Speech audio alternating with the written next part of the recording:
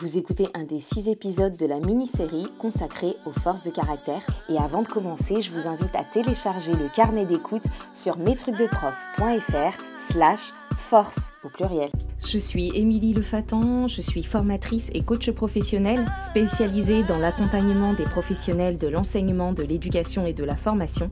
Et dans le podcast Mes trucs de prof, je partage avec la communauté enseignante des réflexions, des conseils, des découvertes, avec l'intention de réfléchir et de faire réfléchir, de remettre du sens et du bien-être dans les pratiques et par ricochet dans la vie des élèves. Mes trucs de prof est disponible sur toutes les plateformes et également sur le site mestrucsdeprof.fr. Et si vous avez envie de travailler avec moi, je vous propose de faire un tour sur mestrucsdecoach.fr pour découvrir les différents accompagnements que je propose, qu'ils soient individuels ou collectifs.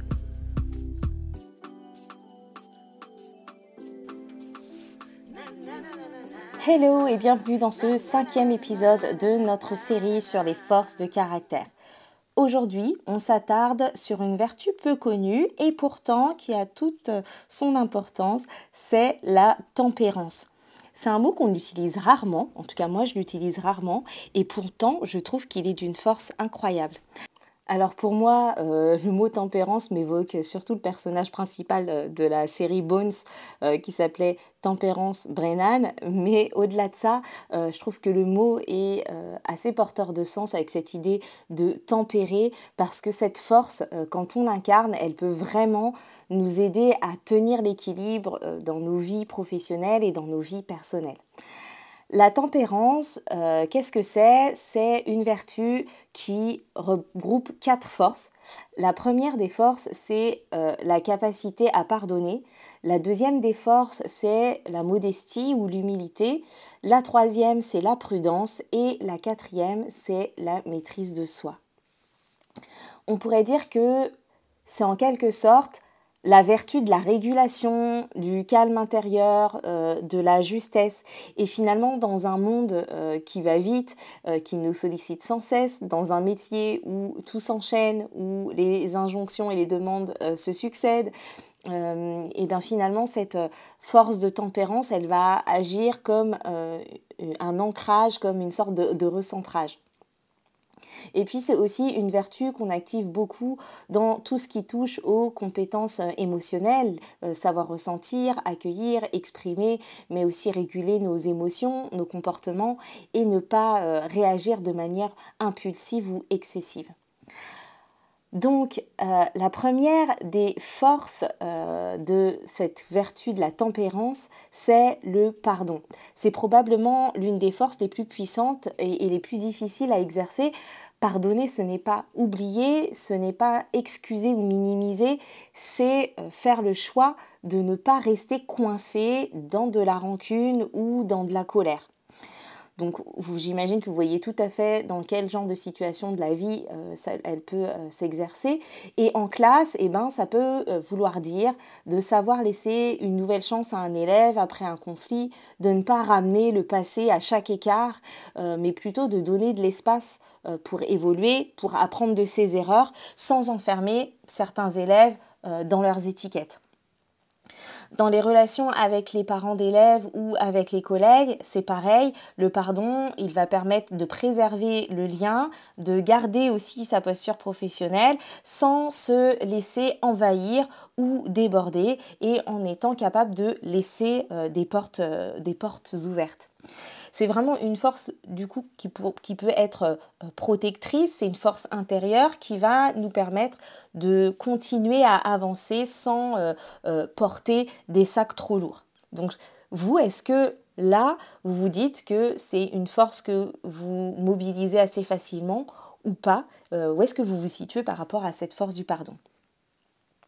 La force suivante, c'est l'humilité. L'humilité, c'est la capacité à reconnaître ses limites, à savoir dire « je ne sais pas » ou « j'ai fait une erreur » ou « je peux apprendre encore ».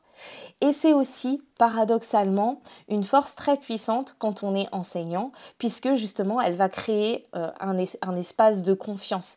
C'est parce qu'on est capable de reconnaître ses limites, capable de reconnaître ses erreurs, capable de dire, bon ben voilà, je me suis trompée ou j'ai eu tort hier, j'avais mal compris cette situation, etc., qu'on va pouvoir créer un espace de confiance et aussi être modélisant pour les élèves et montrer que l'erreur a sa place, qu'on peut l'accepter, l'admettre, revenir dessus. Et en classe, les élèves, ils sentent quand on est capable de cette humilité-là, de cette modestie-là. Parce que ça va les autoriser ensuite à se tromper, à douter, à progresser, à demander pardon, et ça va créer un climat plus sain et plus horizontal. Donc l'humilité, ce n'est pas s'effacer, c'est plutôt être aligné avec soi sans avoir besoin de surjouer ni de cacher. Et c'est vraiment une forme de vérité tranquille, une forme de vérité tranquille dans laquelle on va être OK avec le fait de ne pas tout savoir, de ne pas être parfait, de pouvoir progresser. Et c'est une sorte d'honnêteté vis-à-vis de soi et vis-à-vis des autres. La force suivante, c'est la prudence. Donc la prudence, ça n'a rien à voir avec la peur ou avec la passivité, c'est plutôt l'art de la mesure, de l'évaluation des conséquences avant d'agir. Et une capacité à se poser pour anticiper, réfléchir à ce qui va se passer à la suite, aux conséquences qu'il peut y avoir pour pouvoir mieux anticiper, mieux arbitrer, mieux prendre des décisions. Et dans le métier de prof, cette prudence, elle est précieuse parce qu'elle va permettre de gérer les situations avec justesse, sans précipitation ni réaction impulsive, même quand parfois on doit arbitrer beaucoup et arbitrer vite. Par exemple, la prudence, c'est avant de faire une remarque à chaud et de tirer des conclusions hâtives, on va pouvoir prendre une inspiration, s'accorder quelques secondes et se demander qu'est-ce qu'on a vraiment envie, par exemple, d'obtenir dans cette situation, ou est-ce que c'est le bon moment, ou est-ce qu'on a en tête toutes les informations nécessaires, est-ce que c'est la bonne façon de faire et on va peut-être préférer prendre encore de l'information, continuer de poser des questions avant de se lancer. Donc la prudence, c'est plutôt une sorte de frein intelligent qui va nous protéger et qui va nous permettre aussi de protéger les autres. La force suivante, elle fait directement écho aux compétences émotionnelles et aux compétences psychosociales, c'est la maîtrise de soi. La maîtrise de soi, c'est la capacité à rester calme face au stress ou à la provocation ou à l'inattendu, de pouvoir se contrôler, parfois inhiber certaines réactions. Et dans la vie de prof, on pourrait presque en faire un super pouvoir parce que cette maîtrise de soi, on la mobilise quand un élève teste les limites, on la mobilise quand on est épuisé, on la mobilise quand on est face à un imprévu ou une situation stressante mais qu'on est quand même en situation d'adulte responsable et donc on doit se maîtriser. Ça peut être aussi quand on a une réunion qui nous agace ou un interlocuteur qui dépasse les limites. La maîtrise de soi, elle va nous permettre d'ajuster notre réaction et de ne pas nous laisser déborder par nos émotions et nous laisser le temps aussi de les accueillir, de les écouter. Donc l'idée avec la maîtrise de soi, c'est pas de se bloquer, de se figer et de ne s'empêcher de réagir tout le temps, c'est plutôt de choisir sa réponse plutôt que de réagir automatiquement. C'est la capacité à inhiber peut-être sa réaction première pour avoir le temps d'intentionnellement choisir comment on veut réagir dans une situation. Et ça, c'est une façon de se connecter à soi, d'identifier ses émotions, d'identifier ce qui monte, ce que ça vient toucher, et puis de décider ensuite de comment on veut répondre.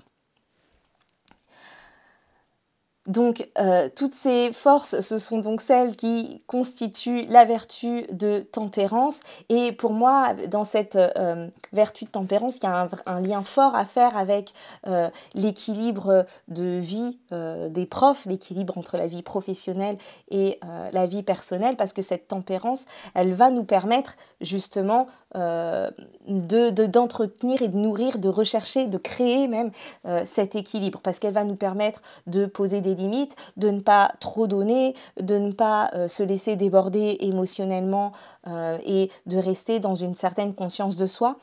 Et donc, c'est vraiment ça, une thématique que j'ai beaucoup explorée dans mes accompagnements, dans mes livres, dans le podcast. Et cette force de tempérance, pour moi, elle résonne beaucoup avec cette dimension-là, parce qu'elle va nous aider à rester enseignants et enseignantes sans s'épuiser, en prenant soin de soi, sans culpabiliser, en faisant preuve de recul, sans se couper de ses émotions et en nous permettant de nous réguler et de ne pas être toujours en sur-régime ou en surtension.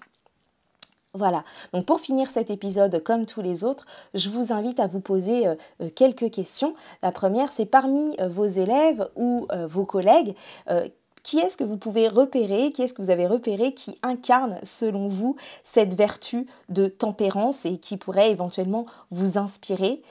Quels gestes, quelles attitudes, quelles paroles montrent chez cette personne cette capacité à réguler, à tempérer, à garder l'équilibre? Voilà. Et puis pour vous, parmi justement ces forces que sont le pardon, l'humilité, la prudence et la maîtrise de soi, eh bien laquelle de ces forces auriez-vous envie de renforcer ou de mobiliser davantage dans votre quotidien? Et qu'est-ce que vous pourriez faire, dire ou expérimenter cette semaine pour l'ancrer un peu plus dans votre vie, dans votre posture? Comment vous pourriez faire preuve de davantage de tempérance dans les jours à venir? Voilà, ce sont souvent ces forces, des forces qui sont discrètes, qui sont calmes, qui sont silencieuses et qui vont nous aider à tenir dans la durée, à traverser les tempêtes et à rester en lien avec soi, mais à rester aussi en lien avec les autres. Donc, dans le prochain épisode, on abordera la vertu de la transcendance, une vertu qui est plus intérieure et qui touche à ce qui nous relie à quelque chose de plus grand que nous. J'ai hâte de vous y retrouver pour vous en parler. Merci pour votre écoute. Après Gestion de classe mode d'emploi, sachez que mon second livre consacré à la connaissance de soi est disponible. Il s'appelle Enseigner selon son profil, mieux se connaître pour mieux enseigner et je vous y partage plein d'exercices introspectifs pour cela. Vous pouvez retrouver tous les autres épisodes du podcast sur le site mestrucsdeprof.fr ou sur votre application d'écoute de podcast préférée.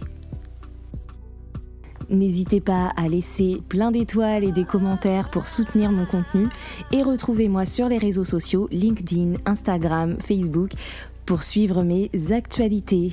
Et si vous n'avez pas envie de dépendre des algorithmes pour cela, vous pouvez vous inscrire à ma newsletter mensuelle sur mestrucsdecoach.fr/newsletter. Je vous retrouve bientôt pour un prochain épisode et d'ici là, prenez soin de vous. Bye bye.